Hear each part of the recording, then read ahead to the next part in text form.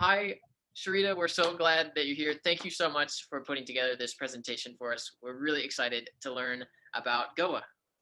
Hi, everyone. I am so excited to share a little bit about Goa with you. As I had said the last time when I saw you guys a couple months ago, I'm very strongly influenced by my Kenyan culture and heritage. But that is based on the fact that my ancestors, like my grandmother, immigrated from Goa to Kenya. So I never really knew anything about this part of my culture and my roots until a couple years ago when my husband felt it would be a good idea for me to fully embrace and understand where I'm from. So a lot of the pictures and everything I'm sharing is from my experience and my excitement of the things I saw that were so different from what I am used to in my normal life. Goa is very different from the rest of India. It became a state of India only in 1987. Before that, it was a territory of India, and that only happened in 1961. And so in December 1961, the Indian government felt, all colonial influences needed to leave their country. And Goa was one of the last places in India that needed to be a part of the big country of India. They had a small war, and during that conflict, my mom explained to me that that was the time when the Portuguese left, and that was after ruling my ancestors for over 450 years. So 450 years ago, when they landed, it was around the time soon after Columbus had done his exploration. And so different countries around Europe felt they also needed to take stake in some part of the world. So Vasco da Gama decided that he was going to do this for Portugal. And he went down to the south end of Africa, going to South Africa and coming up to Kenya. And from Kenya, he cut across to India. And there was apparently a monsoon or something, and the locals told him he needed to stay low and hunker down. So he ended up going down one of the rivers, and he came across this land, and he claimed it for Portugal. And so the Portuguese ruled Goa for 450 years approximately. Their goal, just like any other place, was to convert the people to Catholicism. So when people did not convert to Catholicism, they persecuted them. So over here, this is the spot. If you can see in this first picture over here, where the white car is, that is a river right in front of it. And so that is basically where they state that Vasco da Gama landed. And when he landed, he felt it was an appropriate place to claim for. So in the town of my in-laws, the Feast of San João was a big event. And it's basically the Feast of John the Baptist. When they said floats, I was imagining, just like everyone here, a parade going down the center of the street. I did not realize we were going to the river. And each one of these boats represent the village that they're from. So they came down the river in these boats, and they decorated it with items which represented their culture or their town and the community. People thought we were crazy to travel to India for 6 weeks during the monsoon season. I honestly was not sure how this was going to look for us, but it was the best decision I feel we made as a family, because I felt we were able to see how people truly lived.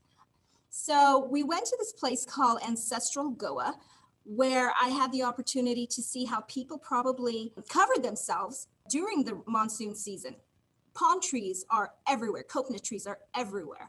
The covering, his makeshift raincoat or umbrella, is basically woven together. And since Goans love their fish, he has to be holding fish, because what else would you do?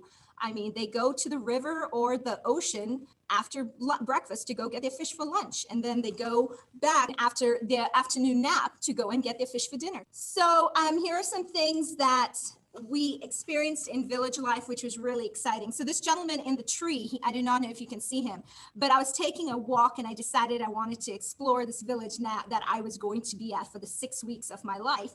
And I saw this man in a tree, and I asked him if I could take a picture, and I wanted to know what he was doing. And he removed these mangoes. And so as he's up there pulling them out, I believe his mom, his mom's right there at the bottom with a basket and a rope, and she was getting them down carefully. And this is an example of a rice paddy field. It's in a village in South Goa. So as I said earlier, Goans love their fish. They will have it all times of the day. Their staple is rice, a simple red curry with nothing in it, and a fried piece of fish, which has all the spices and everything. They live off that. So over here, one of our neighbors in the village of Vasco asked us if we wanted to go fishing. And my daughter loves fishing. And I know my friends who live out in the country, they have wells, but this was really different because the wells here are usually attached to your home. They really rely, some places really rely on the water that comes during the monsoon season. So in the next video, it's of this place in ancestral Goa, which shows how deep the well is. Many of the wells that we went to were really small, probably the size of 2 student desks, but this is massive.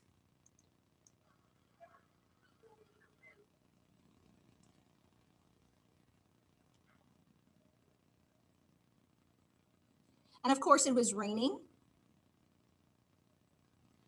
So you can see the steps. It allows them to step on down and get as low as they can when the water levels drop. And you can see how high it can possibly get with more rain that comes.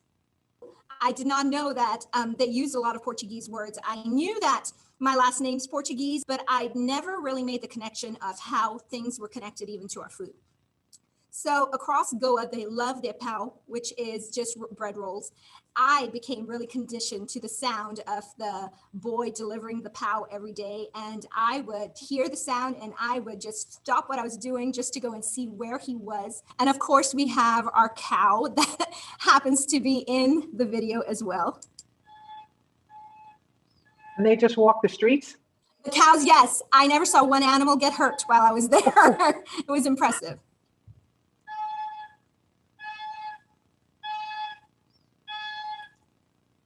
So that was a sound, no matter which village we were in, we heard that sound. And by the end, we knew, oh, that's pau. They're bringing pau to the door. So, and every village had a small bakery. If you didn't get your pau in the morning, you could go to this house and just go pick up your pau. One other thing that I love palm trees, I love coconut trees, and they were everywhere. Coconut trees are not native to Goa, but they use the coconut trees for everything in their life. So this is another picture from ancestral Goa of an example of a man climbing his coconut tree to get the coconuts. My husband's family, they had about 8-9 trees on their property. And he informed me the reason is his grandmother told him that if they ever need any part of a tree in the future, this is her way of giving them an inheritance. So if a part of the house breaks down, then they're able to chop down the tree to help rebuild certain structures of the house. If they need the coconut, then they have food to sustain themselves. If they need the outside husks, they can use that to help a fire. So that was her logic in making sure that her future generations would have something, which I thought was really cool because it had nothing to do with money, but a future investment that they could have for generations to come. And here is my father-in-law grating the white of the coconut. His sidekick is right there in the picture, making sure he does it correctly.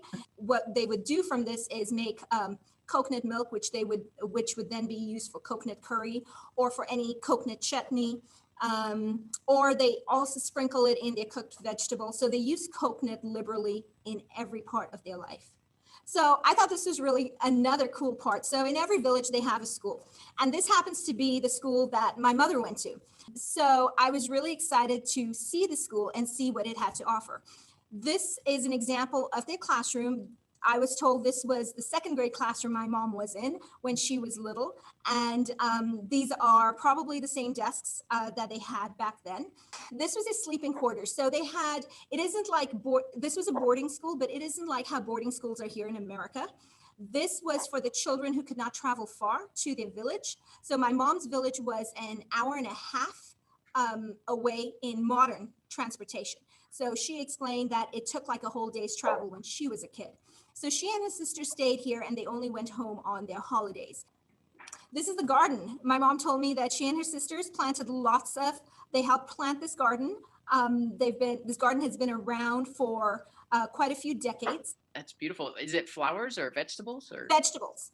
Mm. Vegetables, there are some flowers, but basically they were growing whatever they needed because since they were the boarders, they would need the food for the evening. So this is part of their contribution. Mm-hmm. There was a school nearby which didn't have boarders. It was also Catholic school. We were on one side of the street. We had gone to take care of some errands from a grocery store, and we did not pay attention to the time, and we ended up standing in one spot for about 20 minutes. So I decided I was going to take some videos to see how different transportation, picking up your kids, is over there compared to here. So scooters are a main form of transport. It helps you maneuver through the traffic.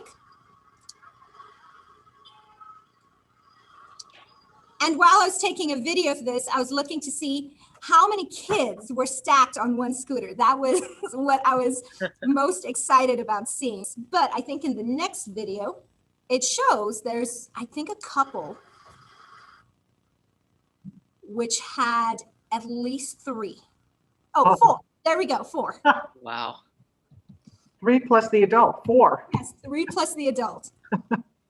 It looks like the students are wearing uniforms. Yeah, for the most part, that's a great question. So for the most part, in India, as far as I'm aware, everyone wears uniform, whether you're in public or private school. So the other thing that I was really impressed was the fact that how much respect there was for animals. I never saw one animal injured during our entire time there. People really respect all the animals. Here we have, it was a hot day and I was just exhausted by everything. And all of a sudden, this white cow comes meandering through the marketplace. And I was in shock the first time because in my mind, it's like there are fruits and vegetables and there's food around. And now there's a cow. But he was, I guess, the mascot of that marketplace. I mean, I got used to the cow and I would always look for him every Friday when I went. These are buffalo. They 15, 20 years ago, hundreds of years ago, they were used to till the land and to help with the plowing of the rice fields. But now they are not, so they just roam. And this herd has a herdsman who was guiding it. And of course, there were dogs everywhere. And once again, like I said, the people really are strong in their faith and the church doors were always open. So you'd walk into church and you'd have to just be careful because there could be a dog, a stray dog like this, sitting right next to you in the pew. And so every now and then an elderly person wouldn't see them and you'd hear the dog kind of go, ow! Then the goats are around. This is a park that I would walk around and just kind of enjoy some fresh sunshine when it wasn't raining. But they were there to graze and I guess tend to the land and maintain the grass. Mm-hmm. They're mowing the lawn out there. Yeah. Long time ago, pigs were used as a way to keep the areas clean. So every house, even 30 years ago, had at least one pig. The pig took care of the food that people ate. So any leftovers, they could toss it over to the pig. And also a person's personal needs. Because it wasn't as though there was a hole in the ground. It kind of was a hole in an outhouse. And then it just kind of, when you washed yourself, because there was no toilet paper, you washed yourself, it kind of went into the pig's pen and it was taken care of that way. That is why people in those regions, they don't eat pigs because that was the purpose of the pigs and they were seen as unclean animals. And that is it. Well, that was really informative. I want to go to India now. Thank you. It was really eye-opening, that's for sure. I have a quick question. Sure thing. So the students have been learning about different sports and food in different parts of India and things for the most part. But being Portuguese kind of first, is soccer the first love or is cricket? I feel from what I noticed, cricket seemed to have been the first love. Now So in our family, soccer is cricket. big. Okay. Every person in our family, soccer is big. So Yeah, Portuguese usually kind of go for the soccer. Right. I know that. And so the kids did learn about cricket because one of my son's best friends is family's from India. And I asked him, what does he do? And they said, we play cricket. And so I learned a whole new thing. I mean, I knew cricket actually started in England, but it seems like it's huge in India. And so I was just wondering, but the Portuguese seem to kind of go towards soccer. So they did learn soccer's the number one watch sport in the world. Cricket is number two.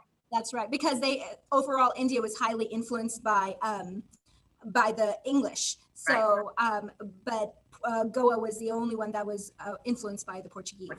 So yeah. Thanks you guys Bye, so much everybody. again. I appreciate it. Bye. Bye. Cherida. Bye, everybody. Bye. Bye.